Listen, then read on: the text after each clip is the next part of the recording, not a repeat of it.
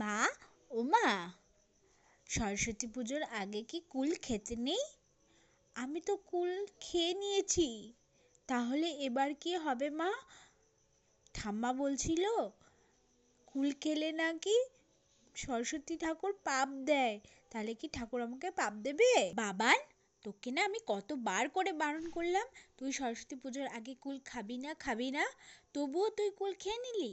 এইবার দেখবি মা সরস্বতী তোর সব বিদ্যা বুদ্ধি কেড়ে নেবে, তোর পড়াশোনা আর একদম হবে না।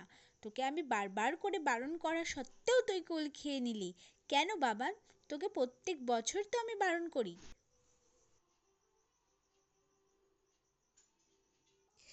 এই ছেলেটাকে নিয়ে যে আমি কি যে করি, সত্যি মা সরস্বতী তুমি ওকে ক্ষমা করে দিও।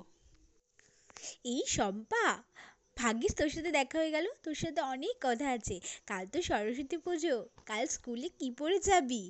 আমি না ভাবছি শাড়ি পরে যাব, হলুদ রং। আরে আমি তো শাড়ি পরে ভালো করে হাঁটতে পারি না, তাই মা বলেছে আমাকে ফ্রক পরে পাঠাবে।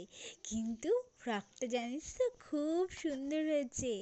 আর না, ফ্রকটা পরে আমাকে পুরো পরি পরি লাগছে। আর না, ফ্রকের রংটা হলুদ রঙের কিনেছে মা। আমি ফ্রক পরেই যাব। তুই কিন্তু আমার জন্য দাঁড়াবি, ঠিক আছে?